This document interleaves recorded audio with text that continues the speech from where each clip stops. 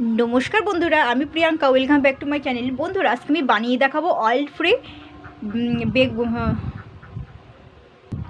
नमस्कार बंधुरा आमी Priyanka welcome back to my channel. बंधुरा आज के बानिए देखाबो ऑयल फ्री ब्रिंजल फ्राई बा तेल छाड़ाई बेगुन भाजा।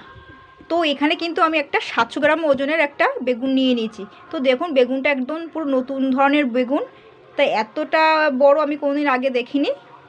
तो बेगुन साधारणत एकटु छोटो साइजेरই হয়। तो এটা কোন জাতের বেগুন আমি জানি না। দেখুন খুব বড় কিন্তু এরকম মনে হচ্ছে এটা পুরো 700 গ্রামের কাছাকাছি ওজন। দেখুন বেগুনটা। তো আমি কিন্তু বাজার থেকে এনে ভালো করে কিন্তু বেগুনটাকে ধুইয়ে নিয়েছি। তো এবার আমি কিন্তু গোল গোল করে কেটে নেব। তো দেখুন আমি কিন্তু বেগুনটা ছাড়িয়ে নিয়েছি। তো বেগুনটার মধ্যে দেখছি দানা। তো যাই হোক দেখুন আমি কিন্তু আর ধুইনি বেগুনটা।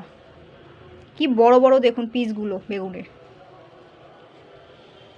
দেখুন এত বড় পিস। চলুন তো দেখুন এই বেগুনটা সাইডে রাখছি। আর এখানে আমি একটা পেস্ট বানাবো। এখানে কিন্তু বেশি করে যেহেতু এতটা বেগুন, ঠিক আছে, এতটা বেগুন তো বেশি করে একটু পেস্ট করতে হবে। তো 1 চামচ হলুদ গুঁড়ো নিয়েছি, 1 চামচ লঙ্কার গুঁড়ো নিয়েছি, নুন নিয়েছি 1 চামচ, চিনি নিয়েছি 1 চামচ। এবার এর মধ্যে আমি কিন্তু 2 চামচ রিফাইন্ড অয়েল তেল দিচ্ছি। দেখুন তেলটা কিন্তু 2 চামচই দিয়েছি। এইবারে আমি কিন্তু এখানে একটু জল মেশাচ্ছি, ঠিক আছে। দেখুন 1 চামচ 2 চামচ, ঠিক আছে। এবার আমি এটাকে ভালো করে আগে গুলে নেব। চিনিটা এবার আমি এটাকে 10 মিনিটের জন্য একটু রাখবো, তাতে চিনিটা কিন্তু একটু গুলে যাবে, ঠিক আছে। চিনি অবশ্যই দিতে হবে, যা যা উপকরণ দিই সেগুলো কিন্তু সবগুলোই দিতে হবে, ঠিক আছে। তো এবার আমি যে বেগুনগুলো রেখেছি সাইডে সাইডে একটু ছুরি দিয়ে হালকা করে একটু বসিয়ে দেবো এইভাবে, আস্তে আস্তে করতে কিন্তু। আর যদি চামচ থাকে কাঁটা চামচ তো সেগুলো হলে ভালো হয়। 2 পাশে কিন্তু করতে হবে বেগুনে, সাইড দিয়ে সাইড দিয়ে।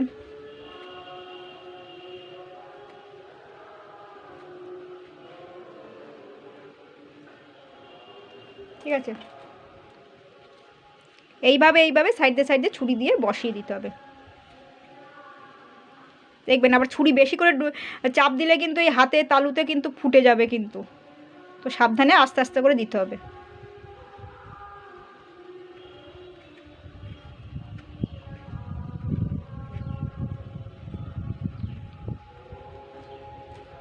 যে কটা বেগুন আছে সে কটা কিন্তু করে নেব।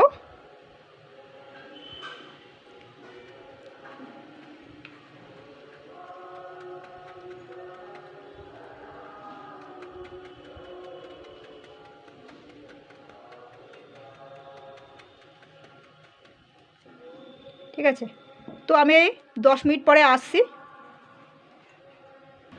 তো 10 মিনিট পরেই ফিরে আসছি, দেখবো চিনিটা অনেকটা গুলে গেছে। তো আমি আবার একটু ফেটিয়ে নেব।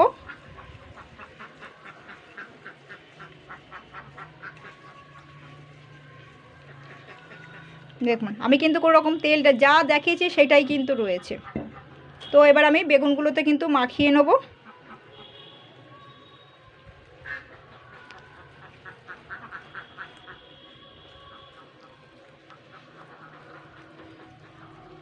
দেখেছেন বেগুনের চেহারা বদলে গেছে।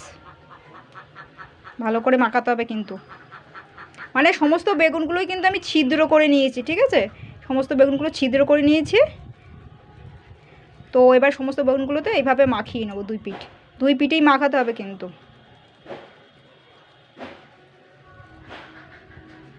হালকা করে ধরলাম, ব্যাস ঠিক এইভাবে।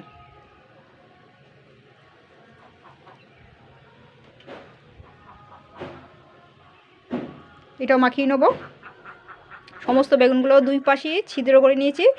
আর আপনারাও করে নেবেন, তাহলে কিন্তু ভাজাটা ভালো হবে।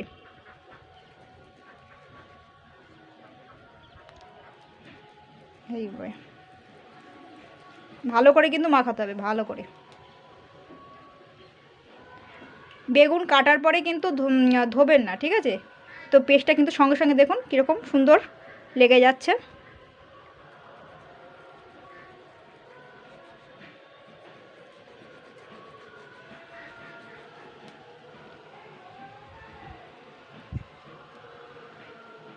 এইভাবে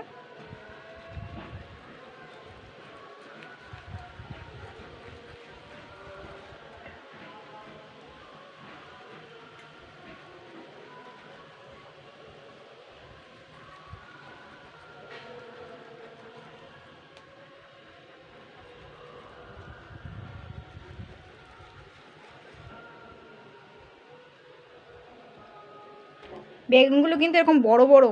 এবার এই মানে ভাজা করলে কিন্তু একদম একটুকুনি হয়ে যাবে ভাজতে ভাজতে।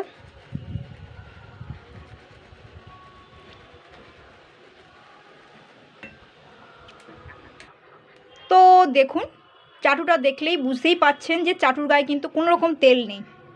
তো এবার কিন্তু আমি চাটুর উপরে তেল দেবো না কিন্তু, যেহেতু এর মধ্যে আমি দিয়েই রেখেছিলাম। তো এগুলো আমি এবার বসিয়ে দেবো সুন্দর করে, ঠিক আছে? ধরবে না এতগুলো, তিনটে তিনটে করেই ভাজতে হবে আমাকে। তো এবারে বলি, এটাকে কিন্তু একদমই লো ফ্লেমে দিয়ে, যদি গ্যাসে করেন লো ফ্লেমে দিয়ে কিন্তু করতে হবে, মিডিয়াম আঁচও দেওয়া যাবে না, একদম পুরো লো ফ্লেমে দিয়ে উল্টে পাল্টে 2 মিনিট অন্তর, 5 মিনিট অন্তর, 10 মিনিট অন্তর উল্টে পাল্টে এরকম করে ভেজে নিতে হবে কিন্তু। আর একদম পুরো লো ফ্লেমে করতে হবে, 25 মিনিট লেগে যেতে পারে, 20-25 মিনিট তো লাগবেই আপনার এই 3টে বেগুন ভাজতে গেলে। তো এবার আমি এটাকে লো ফ্লেমে বসিয়ে দেবো।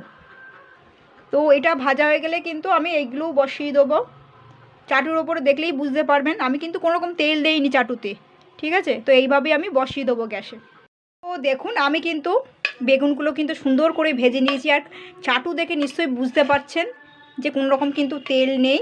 দেখুন বেগুনগুলো কিন্তু সুন্দর ভাজা হয়ে গেছে, চাটু দেখে দেখে নিশ্চয়ই বুঝতে পারছেন। আর এটা কিন্তু সত্যি বলতে ওই একদম কম আঁচে কিন্তু ভাজতে হবে, কিন্তু লো ফ্লেমে দিয়েই ভাজতে হবে বেগুনগুলো। দেখুন, তো দেখুন আমি কিন্তু এখানে বেগুনগুলো ভেজে নিয়েছি। তো নিশ্চয়ই দেখে বুঝতে পাচ্ছেন যে এটা কিন্তু তেল ছাড়াই বেগুন ভাজা। আমি কিন্তু কোনো রকম যা তেল যা ব্যবহার করছি সেইগুলোই আমি দিয়েছিলাম আগে ভাজার আগে, তারপরে কোনো রকম কিছু মানে কোনো কিছু তেল ইউজ করিনি। দেখুন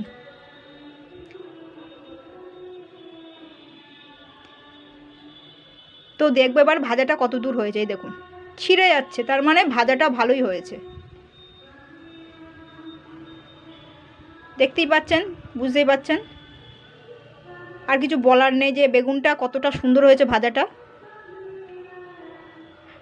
এই যে আস্তে করে তুলছি, এই দেখুন,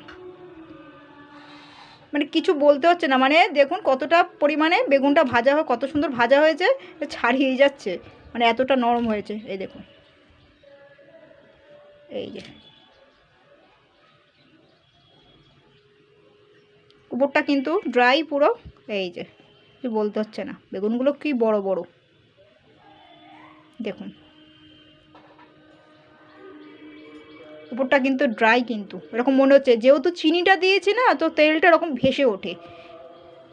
দেখুন চিনি নুন যেগুলো যা দিয়েছে সেইভাবে করবেন, দেখবেন একদম তেল ছাড়াই বেগুন ভাজা বানিয়ে ফেলতে পারবেন। আর খেতেও কিন্তু একদম সুন্দর, অনেক সুন্দর, সুন্দর বলতে অনেকটাই সুন্দর। দেখুন ছাড়িয়ে আছে খোসা দিয়ে। এই যে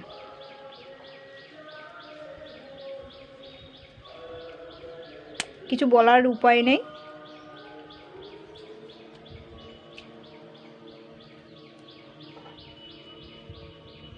তো এটাকে আমি একটুখানি জাস্ট একটু লেবু পাতা নিয়ে মেখে নেবো বেগুনগুলো।